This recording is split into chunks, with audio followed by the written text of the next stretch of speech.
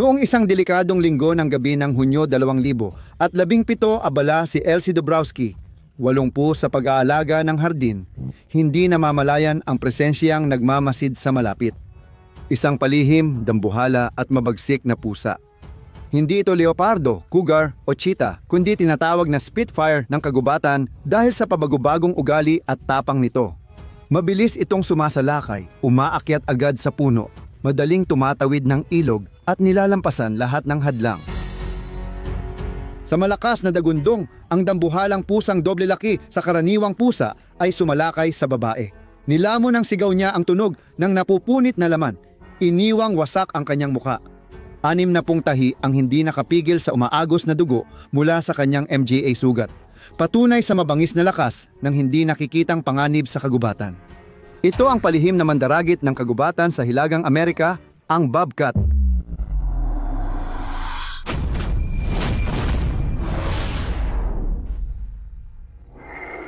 Ang Lynx rufus, mas kilala bilang bobcat, pulang lynx o bay lynx, ay isa sa 4 na nabubuhay na uri ng medium-sized na wildcat sa genus na lynx na matatagpuan sa ligaw na kagubatan ng Hilagang Amerika.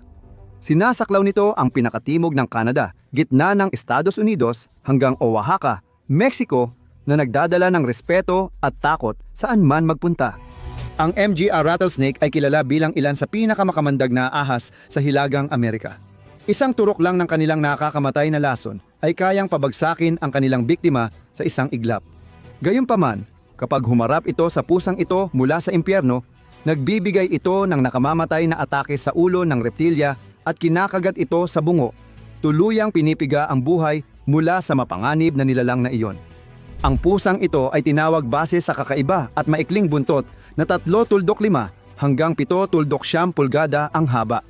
Ang adultong bobcat ay may habang 18.7, 49.2 pulgada mula ulo hanggang base ng buntot at taas na 12.24 na pulgada sa balikat. Dahil kahawig nito ang ibang lynx, madalas mapagkamalang katulad ng Canadian o Eurasian lynx ang bobcat.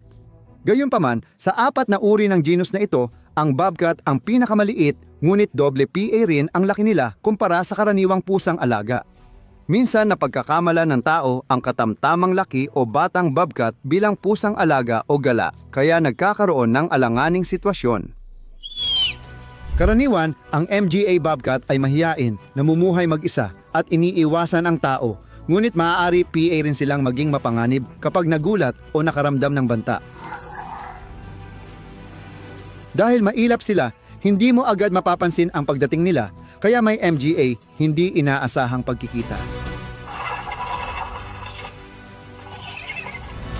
Halimbawa, kamakailan, muntik masalakay ng ulol na bobcat ang isang babae at aso niya ngunit nakaiwas sila.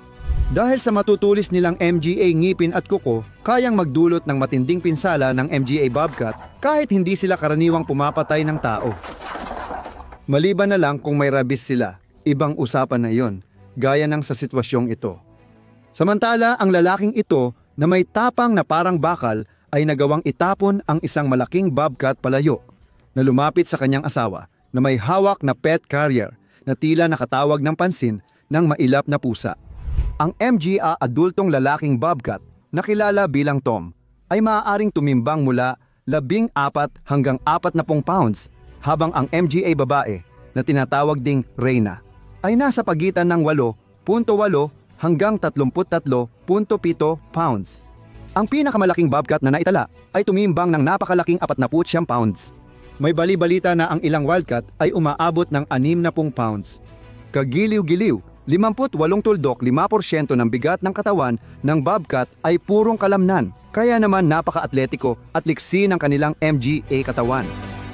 Kaya nilang tumakbo na parang hangin sa bilis na hanggang 30 milya kada oras na iniiwan si Usain Bolt, ang pinakamabilis na tao, sa alikabok sa bilis na 23.35 milya kada oras.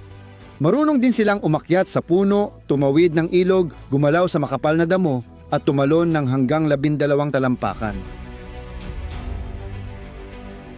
Tinatawag silang Spitfire ng kaharian ng MGA hayop dahil hindi sila sumusuko o natatakot sa laban. Bukod PA rito, ang kanilang ungol at mura ay sobrang lalim at nakakatakot parang mula sa mas malaking nilalang kaysa sa kanila.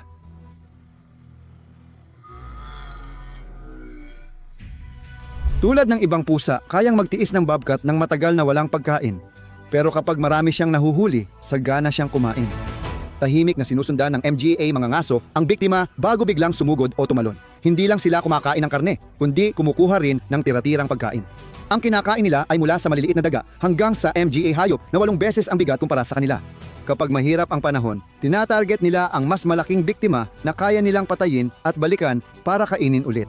Sa hilaga, paboritong kainin ng bobcat ang snowshoe hare. Sa timog, mas gusto nila ang cottontail rabbit. Bukod sa pangunahing pagkain, kumakain din sila ng iba't ibang daga, ibon at paniki. Mabilis ang maliit na squirrel, pero hindi nito matatalo ang liksi ng bobcat. Habang nakamasid sa squirrel, mabilis na ginagamit ng bobcat ang MGA kuko nito para umakyat sa puno sa ilang segundo. Pagbalik niya na may huli, tiyak na may pagkain na ang bobcat sa MGA darating na araw. Ginagamit ng bobcat ang palihim na paraan sa pangangaso ng malalaking hayop tulad ng USA. Sinusundan nito ang biktima, madalas naghihintay hanggang sa humiga ang hayop, saka biglang susugod para sunggaban ito sa leeg bago bigyan ng nakamamatay na kagat sa lalamunan, batok o dibdib.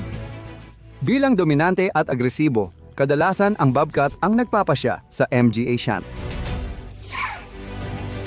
Pero kahit ang MGA mabagsik na pusang ito, ay maaari ring mapunta sa MGA sitwasyong mahina sila. Bagaman kaunti lang ang natural na kalaban ng adultong bobcat, maaari PA rin silang matalo.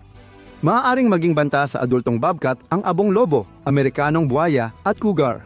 Dahil sa tapang, kahit walang pera, maaaring harapin ng bobcat ang Amerikanong itim na oso tulad ng babaeng bobcat na matapang na ipinagtanggol ang kanyang MGA, kuting laban sa anak ng itim na oso.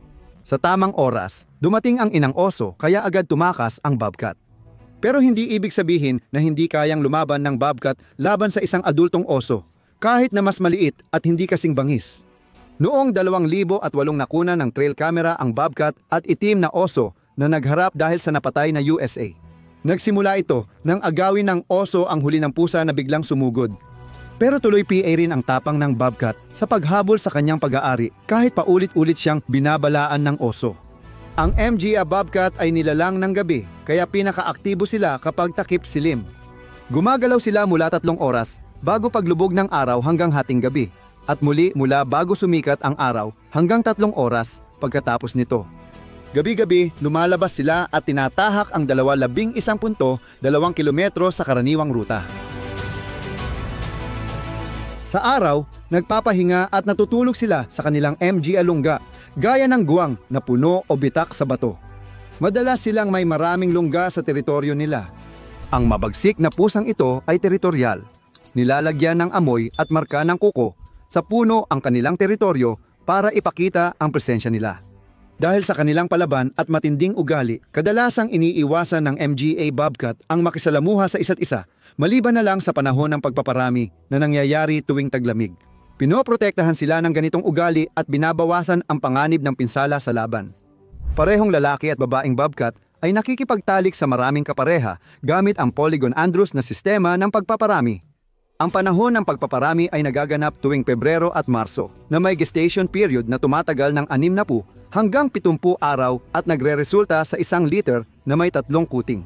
Namumulat ang kuting sa 10 araw at nagpapasuso ng 2 buwan.